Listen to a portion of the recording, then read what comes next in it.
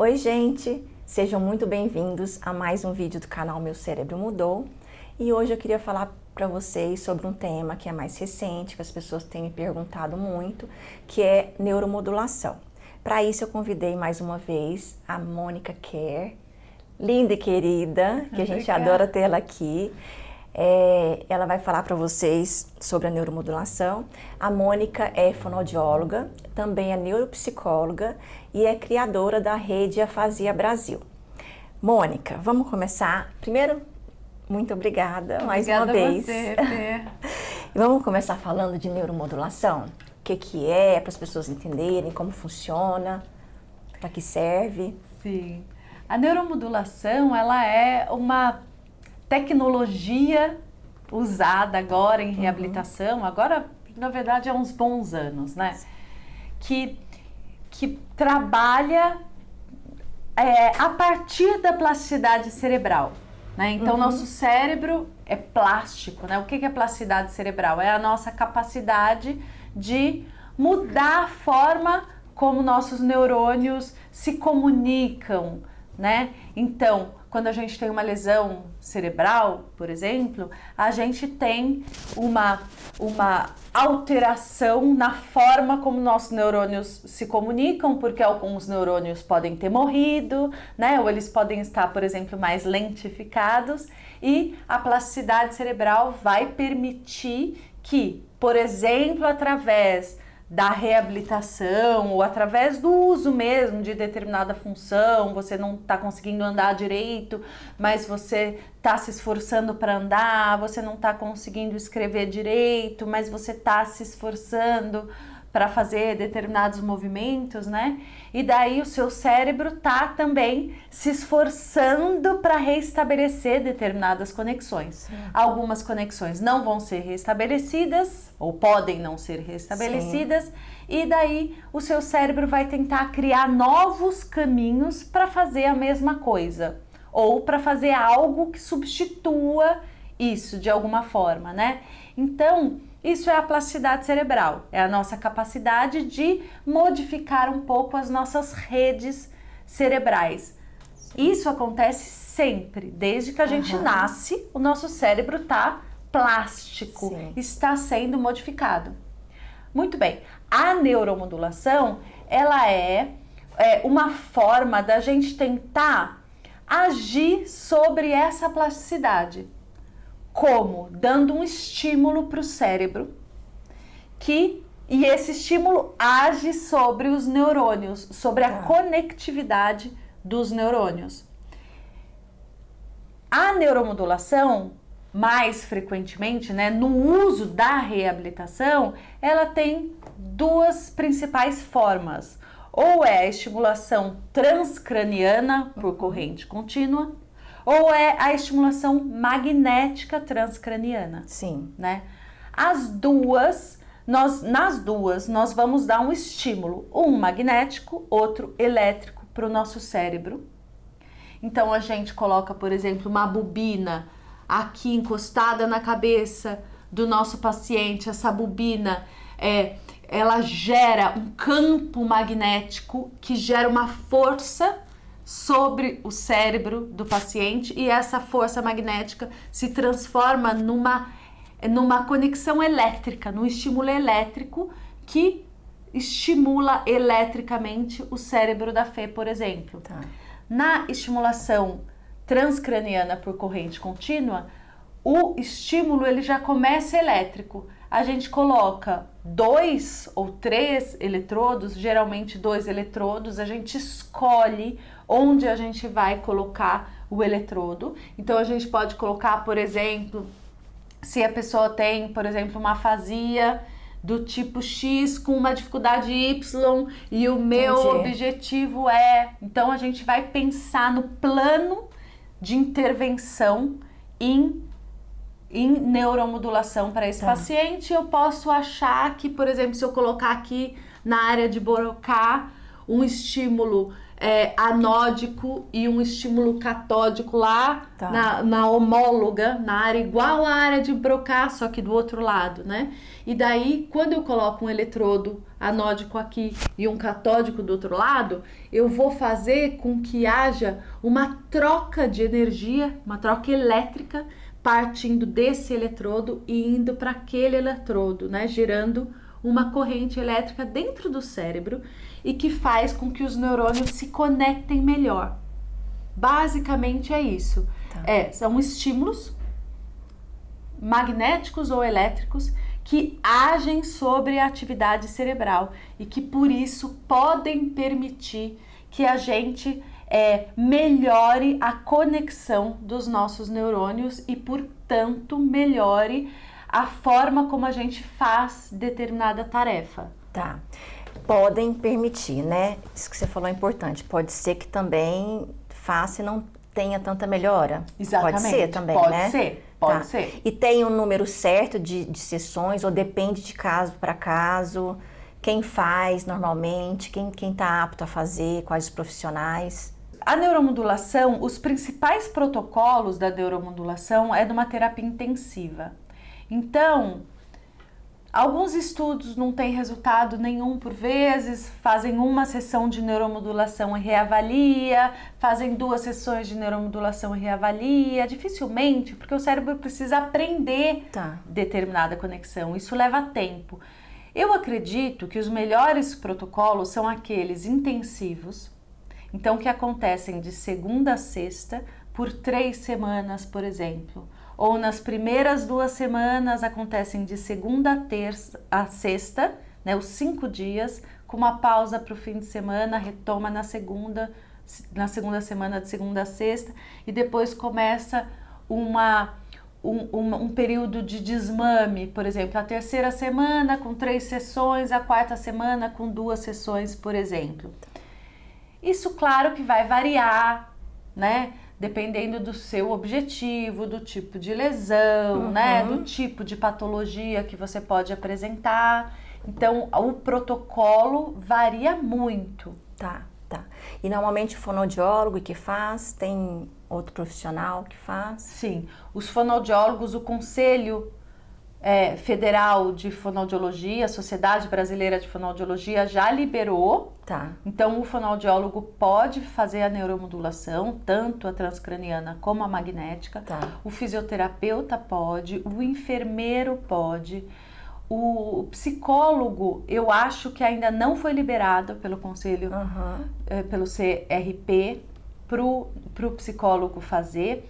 O TO pode fazer porque é o CREFITO, se não me engano. Então, por ter essa parceria com o fisioterapeuta, eu acho que o TO também pode, médicos podem. Sim.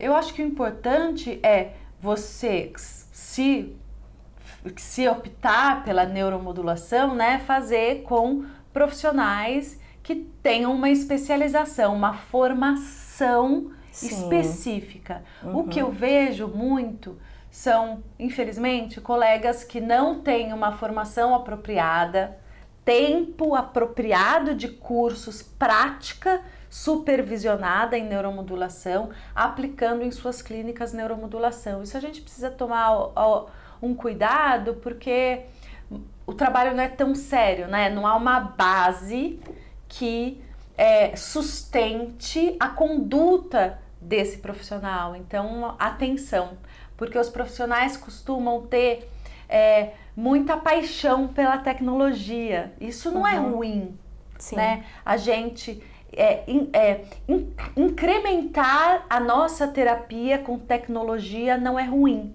mas precisa ficar claro que a neuromodulação é um adjuvante à terapia, principalmente na fonoaudiologia. A neuromodulação só tem efeito na fonoaudiologia se ela é associada a uma boa terapia. Entendi. Então, por exemplo, se você tem uma afasia, você precisa buscar um profissional especializado em afasia. E daí isso é muito importante. E para esse profissional neuromodular, ele precisa ser especializado também em neuromodulação. Senão, você não vai ter um resultado. E a mesma coisa, uma atividade fisioterapêutica, né? Você precisa fazer, se a sua questão é por exemplo, a neuromodulação em Parkinson, a estimulação magnética transcraniana em Parkinson, pacientes com Parkinson, dão resultados muito relevantes. Que legal. Mas é importante que você faça neuromodulação para o movimento, para um distúrbio do movimento, com uma fisioterapeuta especialista em Parkinson e que também tenha formação em neuromodulação. Sim. Mesmo na afasia, a gente tem mais perguntas do que respostas. Então, por isso que eu falei, pode ser que Sim. a neuromodulação, e eu acredito, eu sou otimista quanto à neuromodulação, para ficar claro, mas a neuromodulação, ela não é uma mágica, ela pode não dar resultados, Tá. né? Então, a gente ainda precisa estudar muito, produzir muita ciência em neuromodulação, para a gente estabelecer os melhores protocolos, para a gente conseguir investigar melhor como usar esse recurso a nosso favor e a favor do nosso paciente. Sim. Questões cognitivas como Alzheimer, né, déficit de atenção com hiperatividade, também tem muitos estudos bastante interessantes sendo realizados nessa área e a gente não tem uma certeza. A gente observa que há pacientes com resultados interessantes e há pacientes sem resultados, né? Tá. Por exemplo, com relação à afasia progressiva primária, que é um tipo de demência, né? Diferente da afasia por uma lesão neurológica adquirida como um AVC, existe um outro diagnóstico que chama afasia progressiva primária, mas é um quadro demencial. Nós tivemos no ambulatório de estimulação magnética transcraniana lá do HC, uma paciente com um tipo de afasia chamada logopênica, afasia progressiva primária logopênica, que esse tipo de afasia vai se desenvolver depois, mais para frente, muito parecido com o Alzheimer. E, na verdade, ela é um quadro que se inicia com uma afasia e vira Alzheimer, né? Ah, tá. E daí, os profissionais lá do ambulatório começaram uma pesquisa com essa paciente, fazendo estimulação magnética transcraniana, bem aqui nessa paciente, que depois chega na área de Broca, e essa paciente teve uma melhora na fala, na sua fluência de fala. E foi muito legal. Mas a gente não conseguiu replicar esse mesmo resultado em outros pacientes que vieram a seguir com o mesmo tipo de afasia. Infelizmente. Então, para vocês verem como ainda a gente ainda precisa estudar muito, até entender por que essa paciente teve um resultado tão interessante e outros pacientes, 3 pacientes tão parecidos que vieram a seguir, por exemplo, não tiveram um resultado interessante como o dela, né? E qual a diferença entre estimulação magnética e a elétrica? São muitas diferenças. Eu dei só o exemplo de como a corrente é gerada, né? Isso. A partir de uma carga, de um campo magnético ou de uma corrente elétrica. Mas, primeiro é o valor. A corrente, a estimulação magnética transcraniana, o aparelho pode custar 100, 200 mil reais, uma bobina pode custar 15, 30, 40 mil reais. Né? Então, é um tratamento mais caro. A magnética. Tá. A magnética, ela é também muito difícil de transportar, porque ela é uma máquina muito sensível e muito cara, então fica fixa no consultório, né?